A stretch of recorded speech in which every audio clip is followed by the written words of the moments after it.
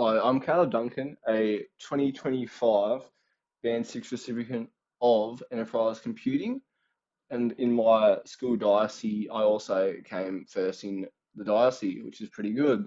So today I'm just going to quickly go through the Enterprise Computing exam for you guys. Rightio, let's jump into it. What is the primary purpose of data visualizations in an enterprise system? It is not to automate, not to replace data storage, not to eliminate the need of data analyzing, because that's the whole point of it. So it is to simplify complex data and highlight results. Which of the following is most likely to introduce bias? It is going to be using data points to support a specific viewpoint. That is right there, the definition of bias. Rightio. Ordinal. It's ordered, so it's not your eye color. That's categorical and stuff like that. So it's not anything else. It is legit just movie ratings, righto? Passive. That is where it happens without like any real work happening. So it's not interviewing, it's not asking. It just happens in the background.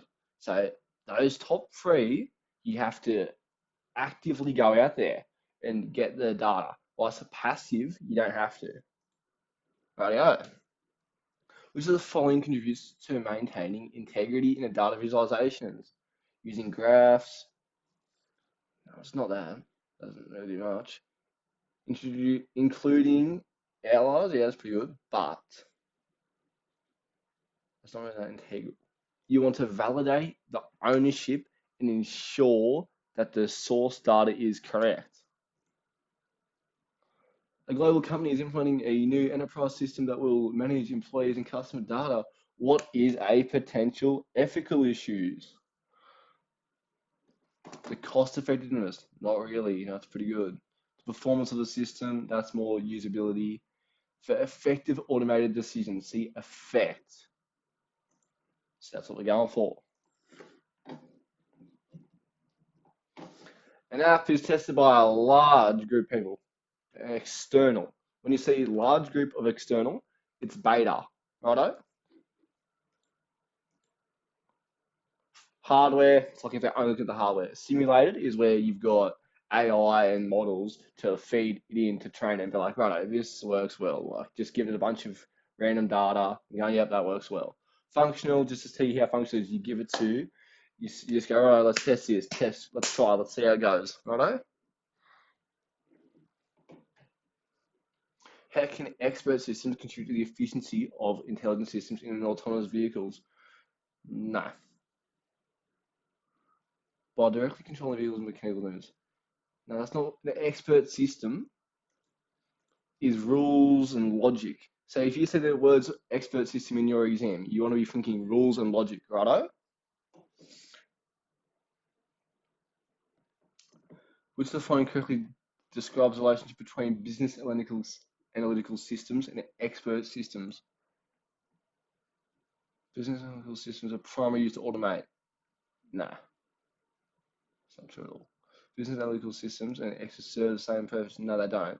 Completely different. Because one, business analytical systems is looking at the business's needs, whilst an expert system is knowledge and all these sets of rules. So you go, competitive database, what business? No. Expert systems can be integrated into business analytical systems, provide personal recognition and problem solving. That is what an expert system does. It is an expert. You feed it diagnoses and known symptoms, and it will tell you what you need, righto? Cool. The user experience designer wants to get anonymous results. It's a survey. Nobody, you don't know who, unless you're collecting that, nobody knows who's doing it. Wants to collect opinions on 400 people on a standardized set of questions. Standardized is a survey. You're not going up like, hey, mate, how you going? What do you have for dinner? That's all very standardized. Interview, on the other hand, is where it's have like a one-on-one discussion, insights into something that just happened. Forward training is going forward. You know the facts. It's not like you know what's going on and coming back. You know the facts. and you're going forwards. It's used by, yes, it is. It's used by the inference engine. There's no, that's fuzzy logic.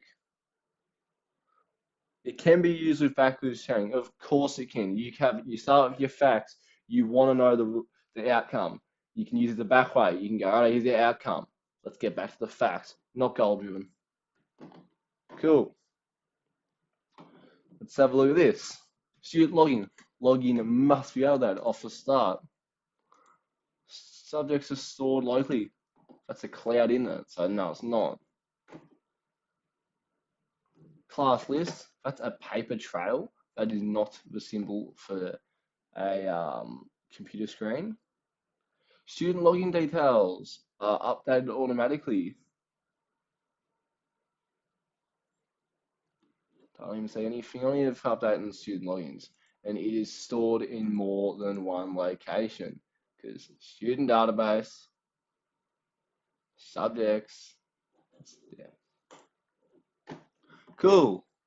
Now we get to do data dictionaries. That should be text. And you should go PRO 001. See, like that. The name, that will also be text. That'll just be a bunch of X's, like XXX, XXX, XXX. Yeah, well, whatever. That's great. The unit price is currency. You see a little dollar sign, looks beautiful. Stock quantity, it will be integer. XX, no, NNN for number. The last one, 1 bit. When you see the 1 bit, it's always just going to be Boolean. Trust me, it just is. Rightio. It's about memes. Describe how memes can be analysed to provide insights into the effectiveness of the advertising campaign. Memes, I know it's a bit of an annoying question, I didn't like it when I had to do it. Memes can be analysed to understand like customer themes, tones, attitudes about products. Like if your product's getting memed, it's gonna be good. And then also popularity as well. What I included in my response. I said if you like stuff like that. So just write a bit more of that, but that's pretty cool. Rightio, a nice little schema. So we've got this beautiful looking thing here. You got the customer ID. And my friend is primary. If it's at the top, always primary. Always. And you got one to many. Because one customer can buy 100 things, righto? And since that's in there, foreign. And one product can be sold on any day. It's not like it's getting one sale day. Yeah, it's a one-time thing. No, that's not how it works. And what are they chasing? Rightio. The big keywords of SQL. Select from, where, and order by. And what are you getting? What are we getting? Rightio.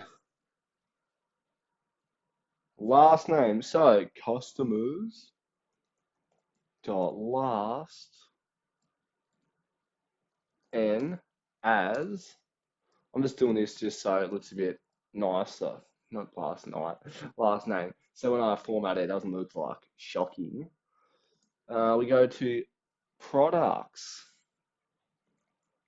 dot product name or prod n as product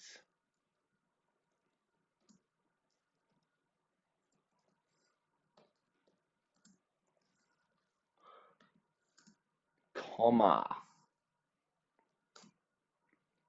sale dot sale date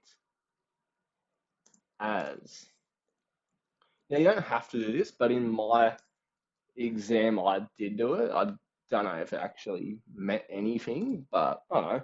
I was just happy with how it looked. And total cost is once more sales dot total cost. I just think it increases the readability of it all. So I often do that. You don't have to if you don't really want to, but that's just depends on each person. You could do whatever you want, really. So that's coming from the customers table, the products table, the sales table. Look at that, I forgot a big P. Where? And now, so what do they want? And they want it to be electronics, and they want it to be before the 17th of January 2025. Alright, and the best thing is always, if you're going to write it, make sure you write it in the exact format, because that is how the table works. The first thing, you've got to make sure that customers exist and that they are equal .cust ID. So that means whatever the customer is, he's going to be the same across the two. And this is where we now go into it. Where products .prod ID equals sales .prod ID, and products category, and they're only chasing electronics. And then they want the sale date to be prior.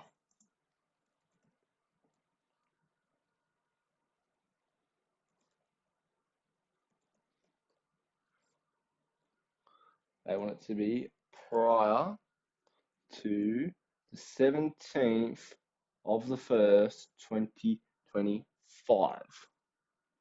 Alright. Order by a sale date at sending, semicolon. And if I didn't stuff it up, yeah, I knew that was going to happen.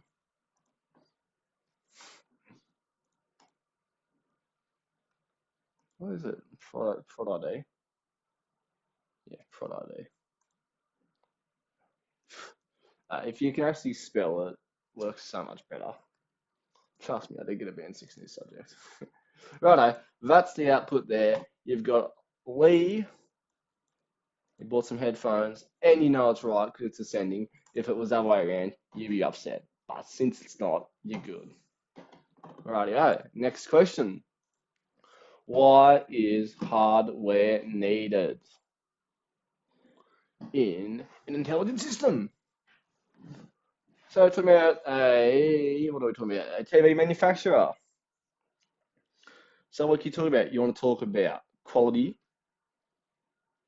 You know, if it's a manufacturer, you don't want to talk about quality assurance.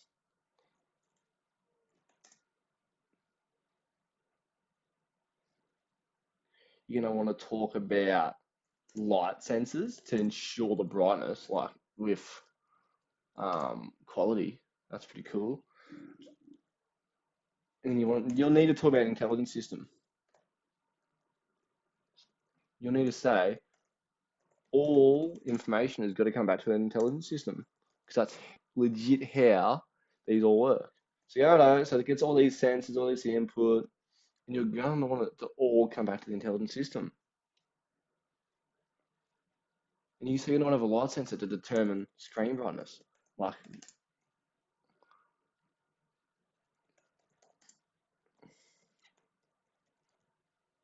temperature sensors. Like you could have any real environmental sensor there.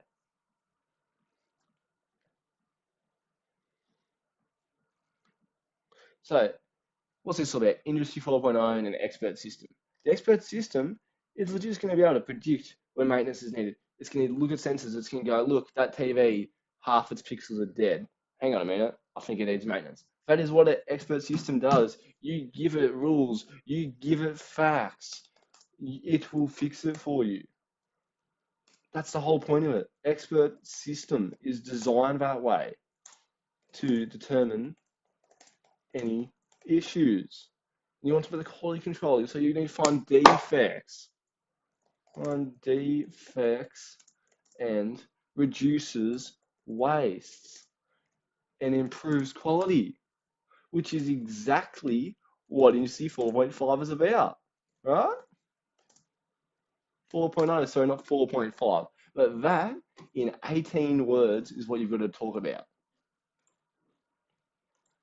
Data warehousing. What is it? Bunch of categorical, labeled, and stored data. Huh? Large, categorical, stored data, which allows for greater insights and data mining in the future. Like if on Mondays your mockers are your favorite, the most highest selling drink, what do you think you're gonna do? Make a promotion about it. Tailor sales based off data. What's his next one? Explain the advancements of hardware, affects of processing. You see processing, you know exactly what you're talking about. CPUs, right? Man, CPUs, RAMs, and you want to talk about hard drives even. You know, everyone used to be running them on magnetic tape. Now what do we got? SSDs, and how fast is that? It's great. SSD, DDR5 RAM, if you can get your hands on it. I mean, AI, but whatever. You just talk about, and then you can go into connections. Like, you can talk about fiber optic, just stuff like that. So you talk about hardware. So anything that is not software. So whatever you want. Honestly. Righto, here we go. Now, when I did this, I gave them all names. I don't know if I should have, but it was pretty funny. I think I included my name in there, so that was pretty funny. Jim, Bob, Jane. Just whatever. I don't really care. Put in your bloody full parent's name. I don't really care. At the end of the day, it does not matter. And what I want. So, the vehicle size. It's just gonna be small, medium, or large. So you can go large, small, medium. That's gonna annoy me. I didn't do it the right way. Large and small. Daily rate. Oh, hang on a minute. Equals if if, and we're looking into the C3 column here. So if C3 equals small, $200.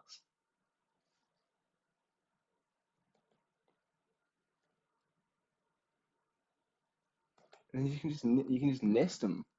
Look at this, nested if statements. That's unbelievable.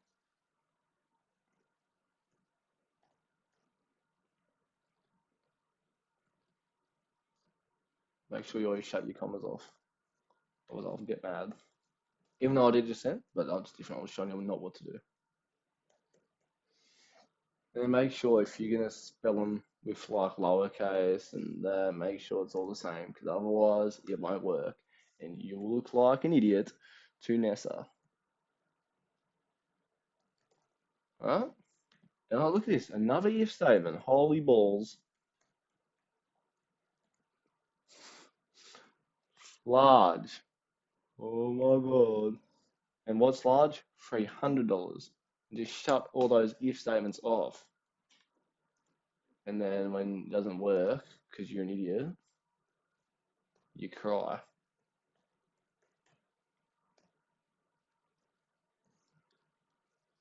300.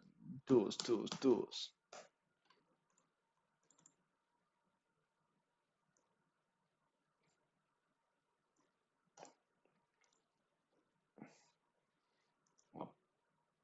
What?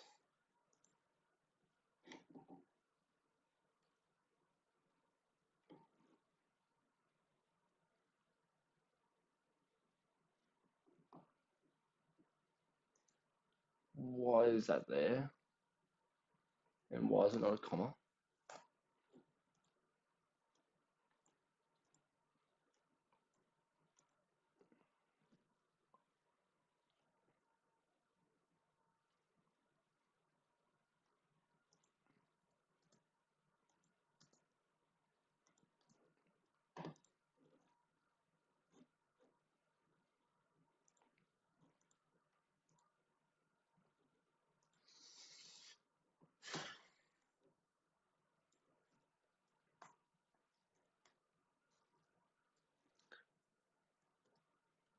Actually,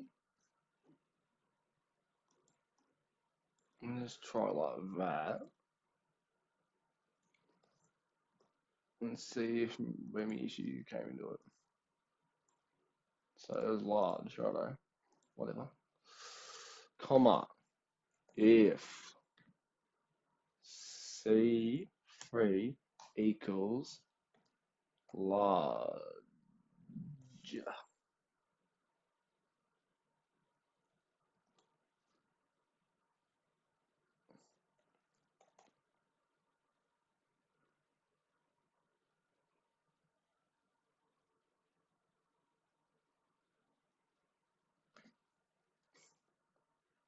There we go. I don't know why it didn't want to work. That's cool. This one you can still never want. Yep, 3, 6. Just as long as it's under that threshold, so that way you can now go like 7, 7, and to see if it works. So the discount. So what are we looking at?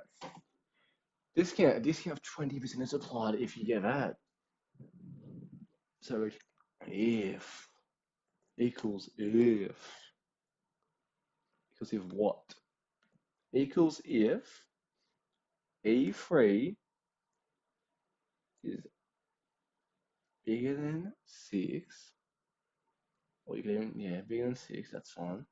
You can even do the other way around, like 8, greater than 8, greater than or equal to 0.2, nothing. Shut your bracket, remember that. And go, ho ho.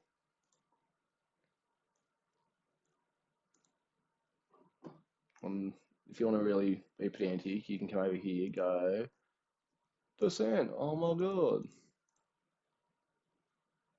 You can even do that as a lookup table.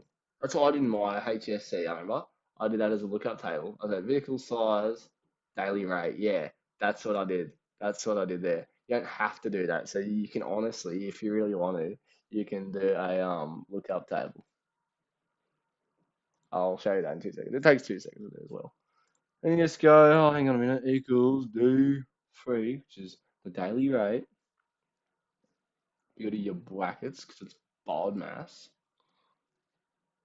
You want to multiply that by the number of days. E3 minus the discount. So you go D3 times F times E3 times F3. The things got in my mind. What's the hold up? Equals D3, yeah, times E3 equals E3 times D3. Some idiot forgot a bracket. That's what the hold up was. Rental cost 9,000%. But then you go over here and go, oh, hang on a minute, currency. Wow. And then if you just want to do it as a lookup table, you legit just go size, cost. You go, yep. But that's going to really annoy me. So it's upside down. And you can just come over here and go, yep, equals V lookup. I reckon the V lookup way is faster, personally. I mean, you just got to know what you're looking for. Table array. Make sure you lock in. Don't know if it works though when I locked it last time. in the exam, but still looks good even if it doesn't work. You want to be column 2, and you shut him up. And holy dooly, it works. That is insane. And say that's seriously just how you do it. So then if that becomes small, it says cost because you're an idiot. It says that. Cool.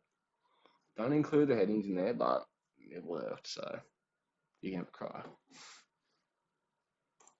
Cool. Draw a user interface. This seriously shouldn't even be a question. Like, it's like NESA saying to you, take a free couple marks off you. Like, if you get this wrong, seriously, put your head in. Registration. Just label everything. Oh, yep, cool, that's pretty cool. Have a little text box over there. Control C, Control V, put another one of him down there. Yep, another one there, another one there, or whatever. Straighten them up, don't make them look too bad. I mean, you're getting a free couple marks here. First name, if you can spell the name, it's even better. I mean, you can, here you can get band 6 without self-element, so.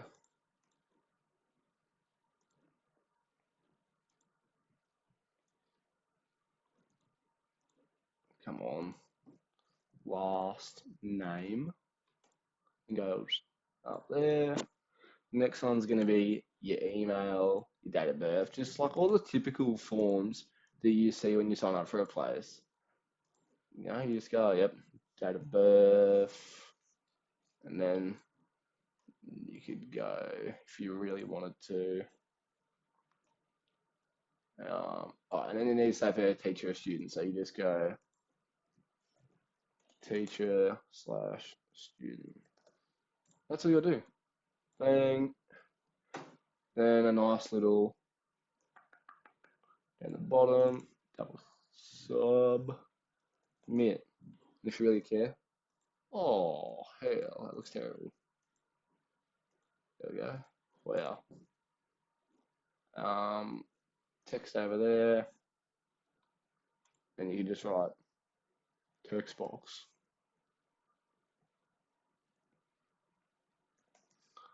You just label everything. So just go, yep.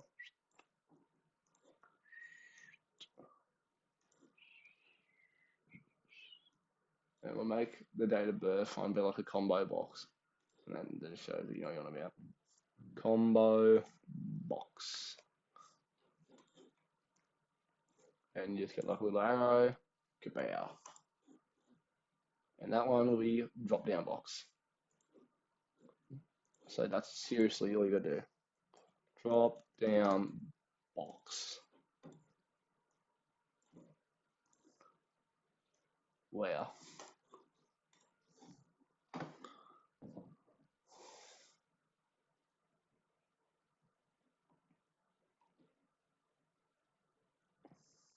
To conduct analyzing in Excel of all software. Pivot charts, they work pretty well. Pivot tables, charts, graphs, conditional formatting, just stuff like that. The data flow diagram. Yippee. No, these aren't even that bad. Seriously, it's just a bunch of circles and a bunch of boxes. So you can go, oh, yeah, that's great, over here. What we got? Customers. These, once you do one, they're all basically the same. So you got your customer, you can chill over there, and then you can live his dream. And what does he want to do? He wants to buy a ticket. So you already know you can have a bank as your other one.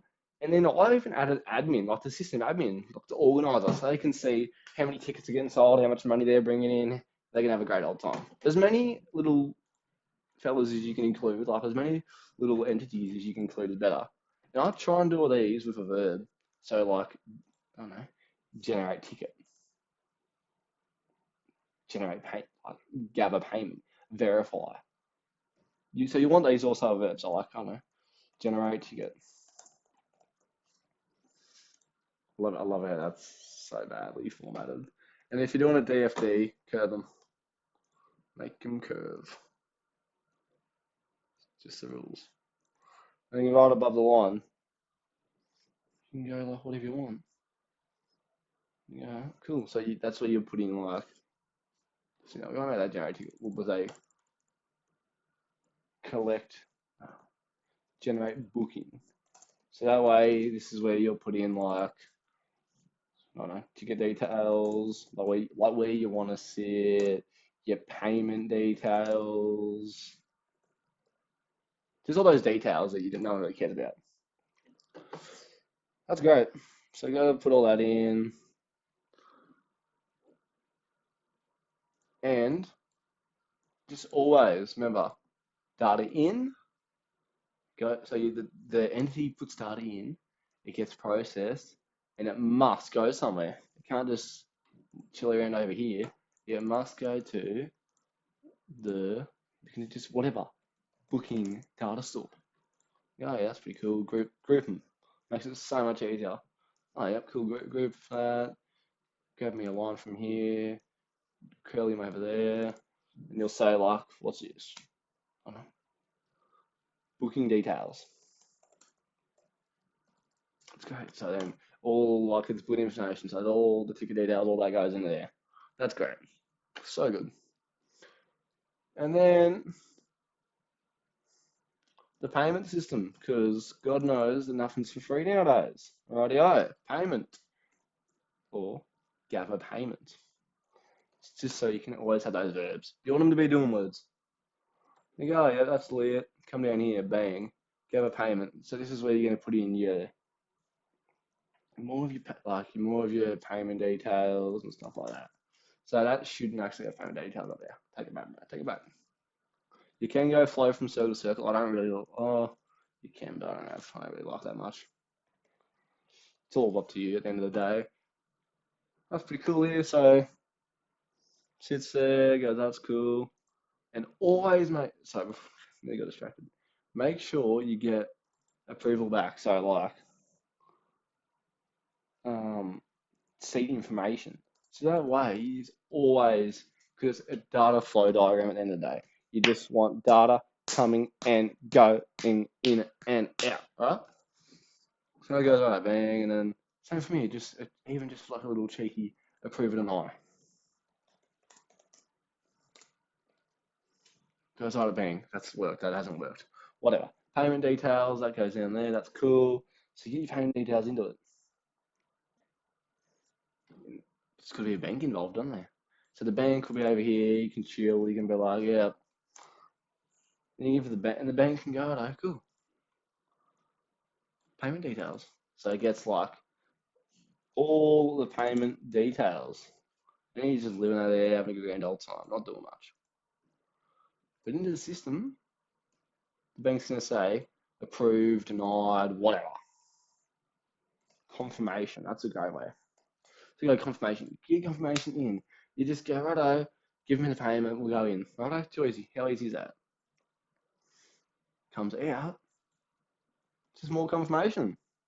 To say, yeah, good work, mate. You've done it.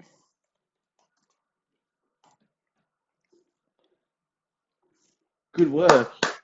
You've got money in your account. Or hang on a minute, you're broke. Get some money up here. This is why I always group them, because watch this. Oh, Control D. And I'm gonna make a little bank data, payment data store.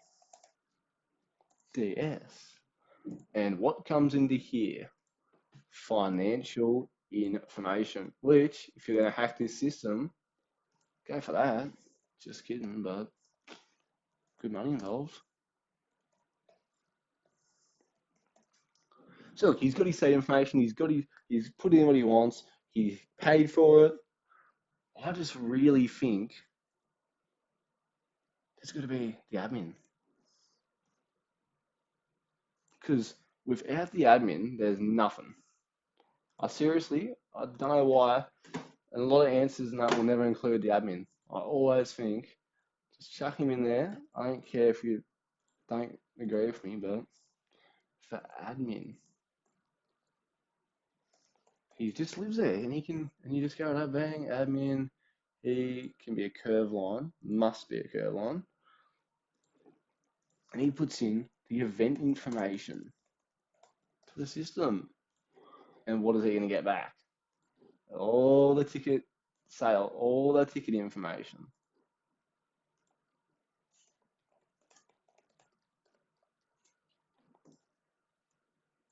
See, booking data store. And then, last but not least, this is going to be the worst line ever because I haven't planned it out. But, and you tap him there. See, I don't like this stupid system NESA makes you use. But whatever. You go there and you go, righto, cool. Payment of funds. So seriously, you go, yep, cool. So that's how it works. Basically, that's every single DFD you're going to do from anything that you can just adapt that. Oh, righto. Tool to manage the project. A Gantt chart in it. You're going to talk about scheduling. You're going to talk about funds, allocation, you're going to dependencies, all that type of stuff. That is exactly what a Gantt chart wants you to include. It's the whole point of it. You go, righto, chuck them in. This must happen before this can happen. Like, I can't build a car if I've got no wheels. I can't build a car if I've got no engine. Go wait for it to arrive. Data security. There's a lot to talk about here. A lot to talk about here. You can go access control, intrusion logs, like logs, stuff like that. So much. Physical security. Locking your doors, bars on windows, cloud hosting.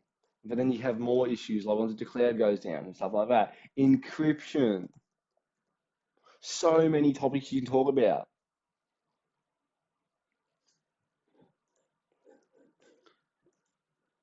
Now we get to talk about Power BI and how advancements in software have powered it.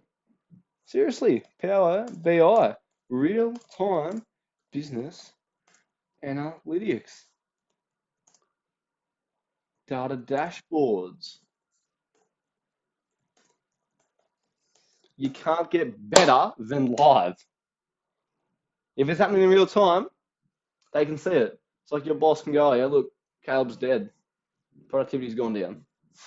That's a bad example, but you get it. If you want to know trends and patterns, that's the whole point. You want to look at trends and patterns. You want to be like, we've just done a free barbecue. Everyone's working so much higher. This is great. Or we just had a public holiday and no one came into work and we're doing terrible. You want to drill down on any issue. You want that. You want data dashboards. You want it to be dynamic. You want it to be easy to read.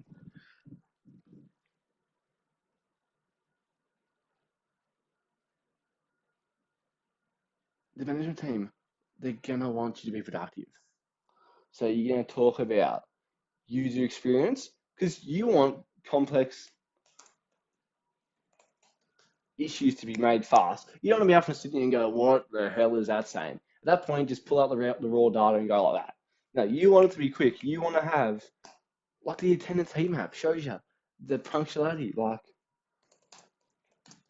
and charts are live. You want to be able to go, bang, look at this, righto, beautiful, we've got all this data, it's great, it's a lot of information. But what good is it if you can't understand it? User experience, live, different types of charts, appropriate charts. You can have the best thing, but it can be a pie chart that's got nothing to do with what it's trying to say. Righto. Freelance work versus offshore. Offshore is overseas. These can be cheaper due to foreign labour laws, but you'll encounter issues such as time zones, different currencies,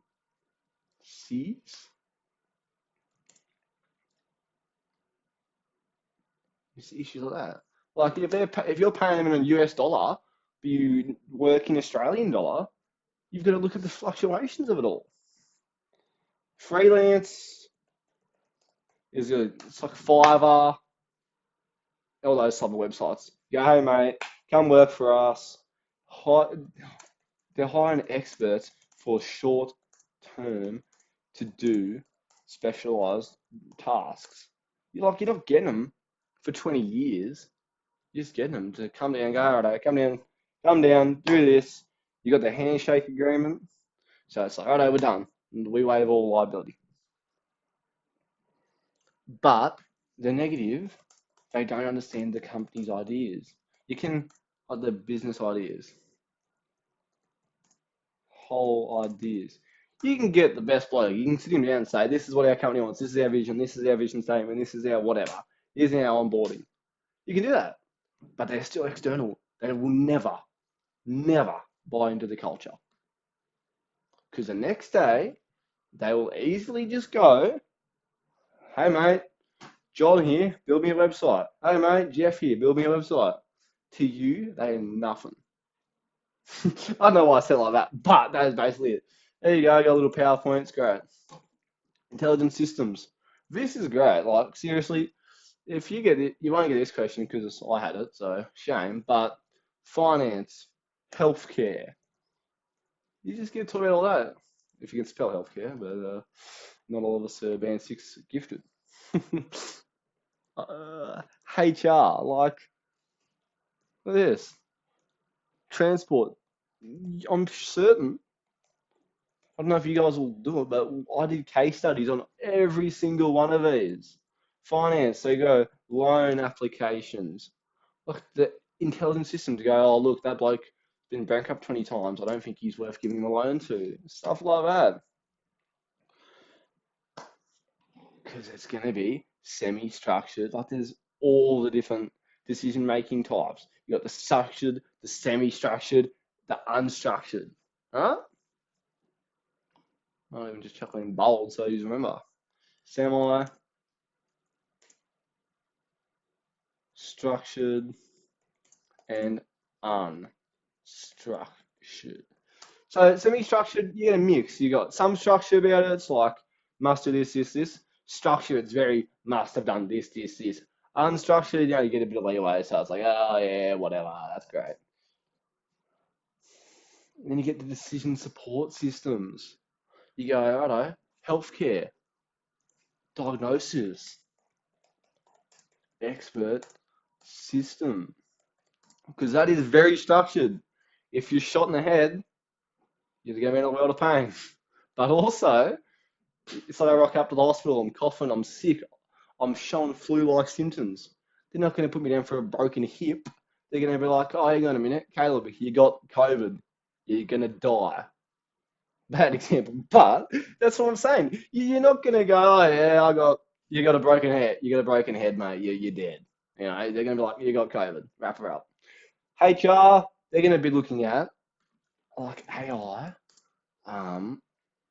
interviewing. If you've ever applied for any job, you get that stupid chatbot. It's like, ask you 20 questions and then it tells you how good you are. I hate it because it's not real. And you can talk about other stuff. Transportation, like scheduling. Look, it's legit given to you. Route optimization, demand forecasting. That is legit what they're doing. Workforce planning, AI interviewing. But you got to watch out for bias. If you get a question about AI, please, please, please mention bias. It is the main thing that they want you to talk about.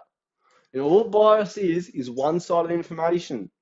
Please say it. Say, look, these are great for healthcare. This is great for finance.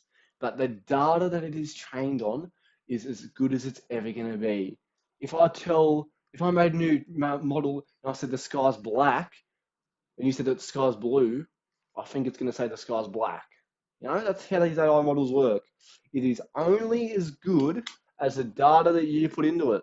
Garbage in, garbage out. So if you're feeding your AI models rubbish, even if not deliberately, the HR will have a look at a guy who say you had a bias against Cessnock or Curry Curry, understandably, but you'll be like, righto, look at this bias, no good. You'll be like, righto, get out of here. Cessnock, oof. Because if you don't train your models on that, transportation, if you tell it everyone drives cars and not a single person catches the bus, it's going to be like, why the hell do we have bus lanes? Why do we have this? Get rid of the bus only traffic light, more greens. But that's seriously, loan applications, fraud. That's all it. Just to quickly recap, I'm Cal Duncan. I was a Band 6 recipient of the Enterprise Computing course. It's a pretty straightforward exam for the first year. That was just a quick breakdown of all the exam questions, showed you the good enough answers. I didn't the extended response that I didn't write the whole words out. It's just a quick skim over. Thank you so much for listening. Have a good day.